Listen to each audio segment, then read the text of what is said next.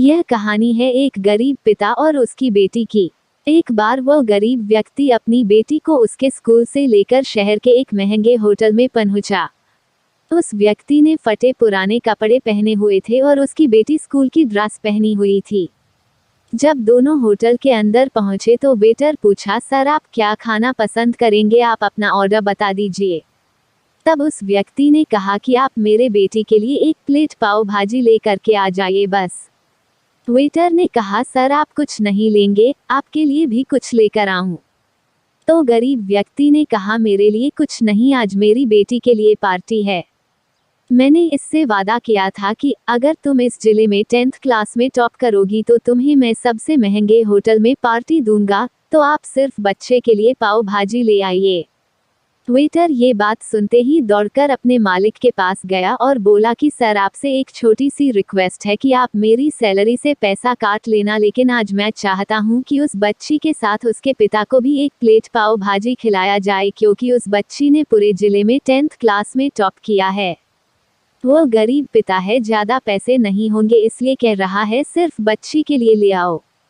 Hotel के मालिक ने जब ये बात सुनी तो मुस्कुराते हुए बोला, तुम उसके पिता के लिए भी पाव भाजी लेकर जाओ, उसके लिए भी लेकर जाओ, पैसे मत लेना, 4 पाव भाजी पैक करवा कर ले जाओ और 2 किलो मिठाई भी लेकर जाओ और उनसे कहना ये पार्टी होटल की तरफ से है, आप ये मिठाई ले जाइए और जश्न मनाइए।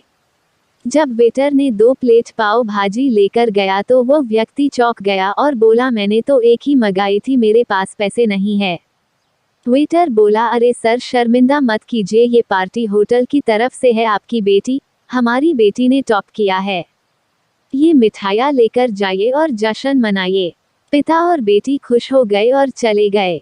कई साल बीत गए। उस गरीब पिता की लड़की अब यूपीएससी की तैयारी करके कलेक्टर बन चुकी थी और इत्तेफाक से उसी शहर में उसकी पोस्टिंग हुई थी।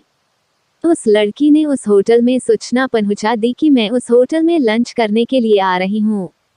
होटल के मालिक ने जब ये सुना तो होटल को पूरी तरह से सजावा दिया। गांव में ये बात पूरी तरह से फैल गई और कस्बे के सभी लोग उन्हें देखने के लिए आने लगे। कलेक्टर अपने पिता के साथ उस होटल में पहुंची। कलेक्टर ने होटल के मालिक से कहा कि शायद आप मुझे पहचाने नहीं, हम वही पिता पुत्री है जो कि हमारे 10th क्लास टॉप करने पर आपने मुझे पार्टी दी थी। हम वही पिता पुत्री है, आज फिर से आए हैं और आज पार्टी हम देंगे आपको, आपके पूरे स्टाफ को और पूरे गांव को, क्योंकि आपने गरीबी का सम्मान किया है। आपने उस दिन जो पार्टी दी थी, मुझे बताया कि मुझे कितनी और ऊंचाई तक पहुंचना है, कितनी और बड़ी मंजिल को छूना है। आपने एक नई प्रेरणा दी थी और आज मैं उसी प्रेरणा का एहसान चुकाने के लिए आई हूँ। वो मैडम ये सब कहते जा रही थी और आंखों से आंसू बहती जा रही थी। यह कहानी हमें सिखाती है कि कभी भी किसी गरीब का मजाक मत उड़ाना।